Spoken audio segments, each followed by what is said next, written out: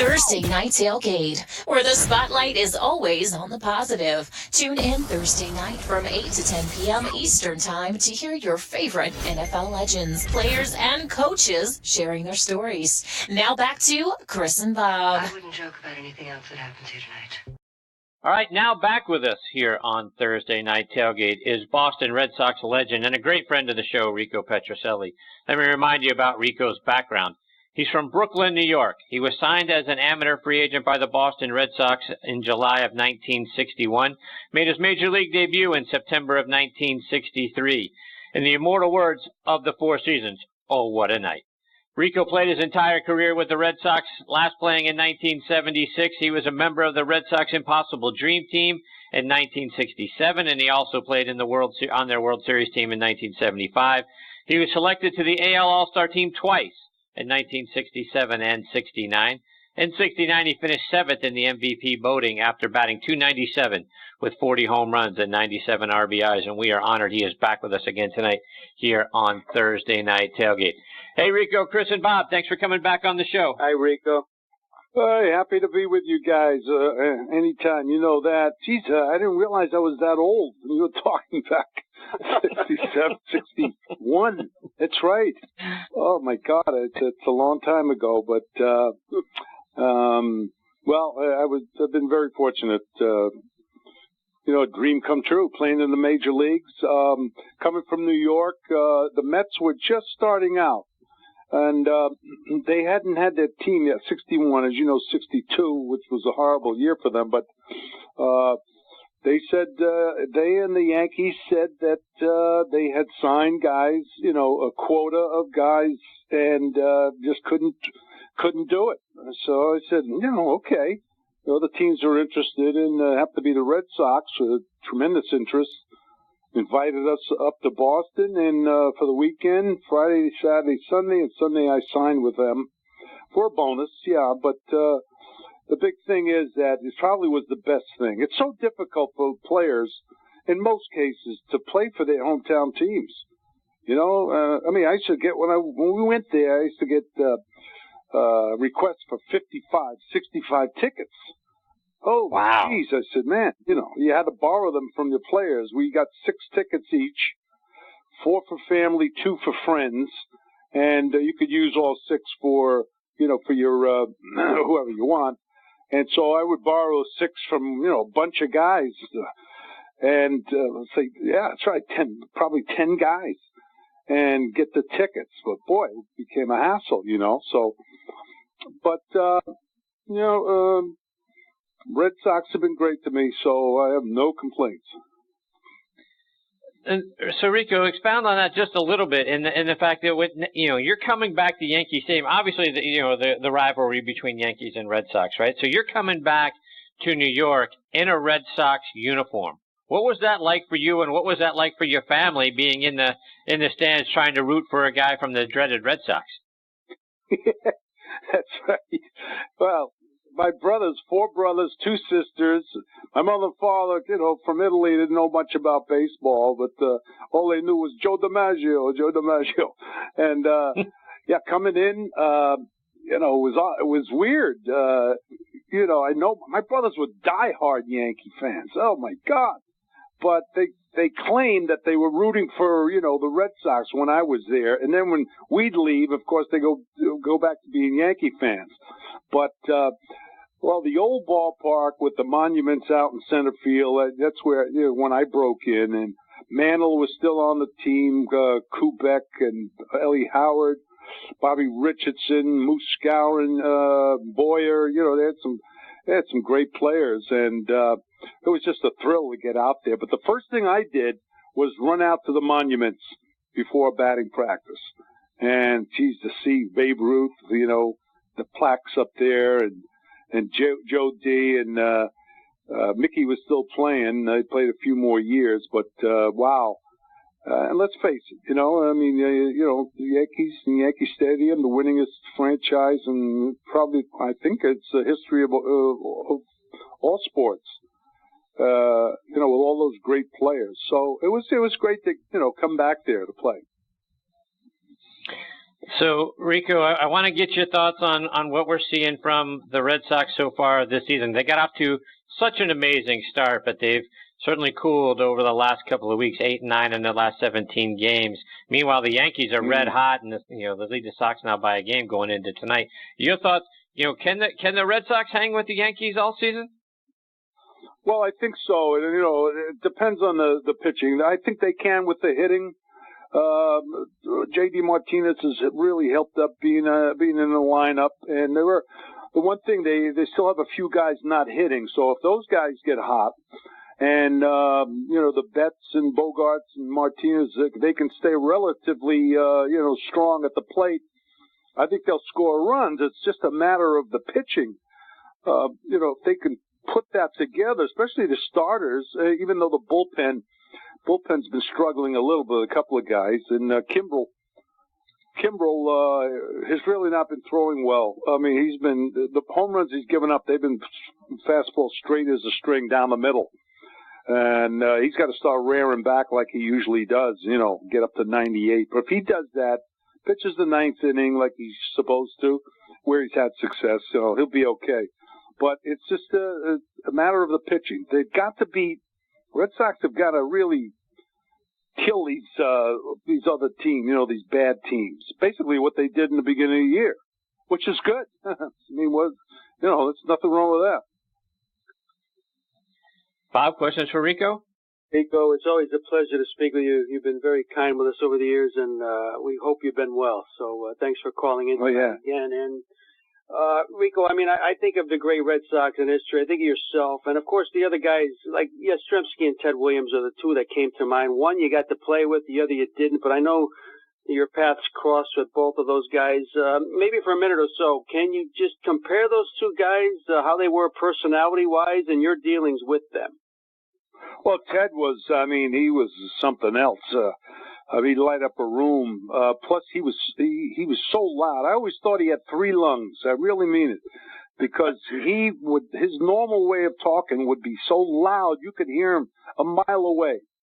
And of course, if he talked hitting, you can hear him 2 miles away. Yaz was quieter. Yaz was kind of a silent leader. He'd do it on the field.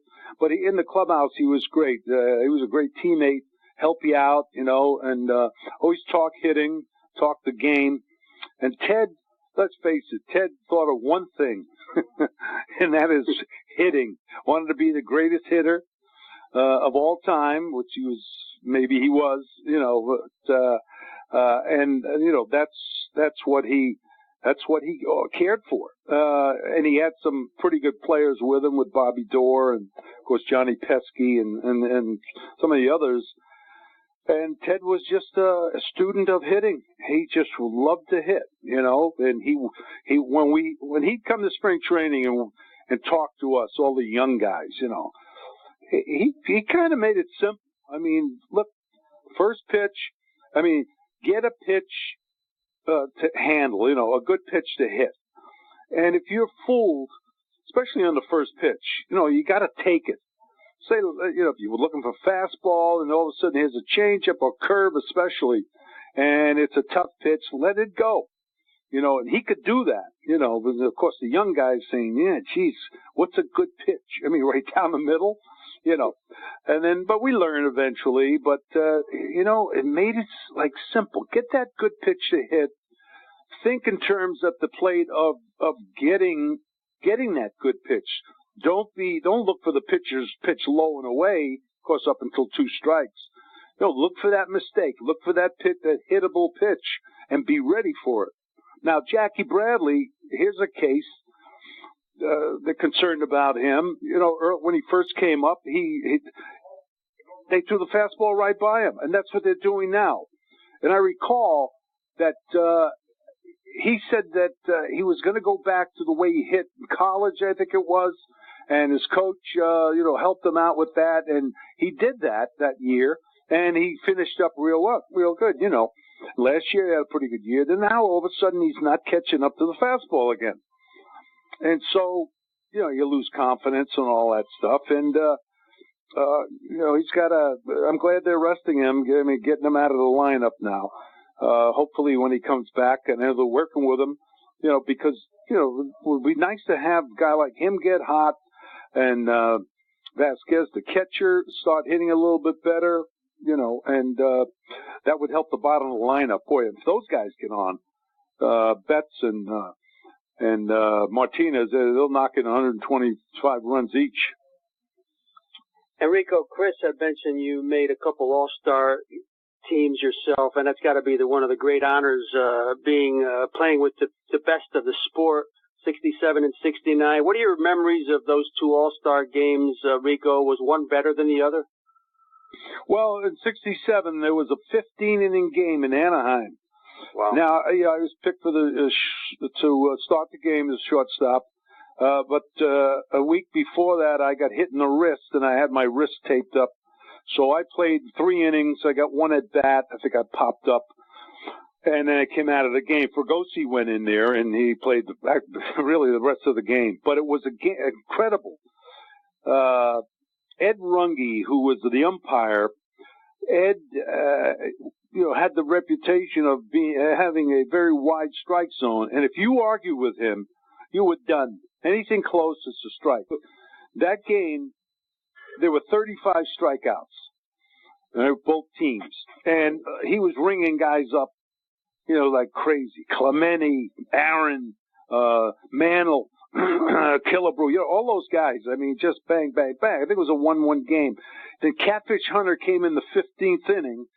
Now, I was watching this, and he gave up a home run to Tony Perez, and they went on to win. But that was a long game. It was exciting. They had the shadows, too. It didn't help the hitters. But so many strikeouts. Oh, my God. It was amazing. In 69, we got rained out. We got rained out at night game. It poured. There was floods in Washington. And then we had to call the game, and we came back the next day and played the game. I think Willie McCovey, they won. McCovey, Aaron, a couple of other guys hit home runs.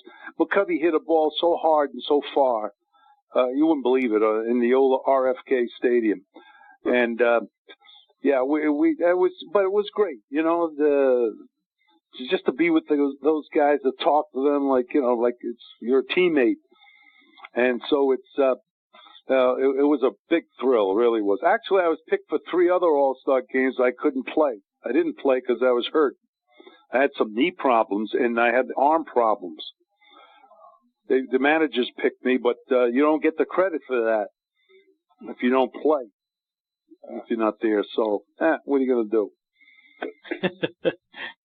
Rico, I want to get your thoughts on a couple of... I want to get your thoughts on a couple of guys on the Red Sox now, and talk about Mookie Betts, who is off to an MVP-like season, the guy who's 5'9", 180, soaking wet, probably with rocks in his pockets. Are you surprised to see the bat speed and the power a guy like Mookie Betts is able to generate? Not really. Some of the balls he's hit, 400 feet, and but he is strong, and he's got a quick bat. He's got a very quick bat, and he's hitting some balls to right field. He's just he's such a good athlete. I mean, he really is. You got to put him up there with Trout and some of the other great players in the league, because he's done it, on the base paths, defensively, and he's just a tremendous player. But Bogarts, both of them got a couple of hits tonight already. Sox are ahead, but no, the kid is, 25 years old. He's coming into his prime. And, he should have a great career unless he gets hurt. One of the other guys I want to get your thoughts on is Rafael Devers. He's struggling a bit with his fielding. 9 errors so far this season. Have you been able to take a look at him? Did you get to spend any time with him down in spring training to see where he needs to work on to get better? Yeah, one of the things he does where he almost always throws bad throws when he throws on the run, slow hit ball. When he gets set, he's got a good arm. He's raw. He's raw, meaning that he's got to polish up in time if he works at it. Listen, Wade Boggs was one of the worst fielders. He came up as a first baseman. He was terrible. Well, they moved him over to third base. He made himself and worked hard and made himself a Gold Glove player. And Cecil Cooper could not catch a pop-up.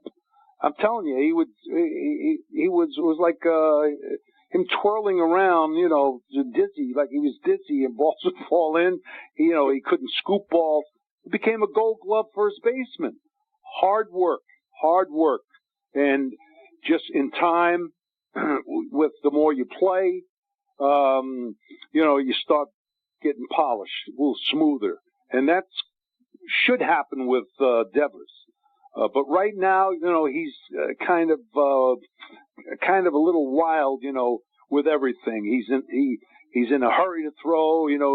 Sometimes he doesn't get set before he throws, and he's off balance a little bit, and that ball tails away, throws it high.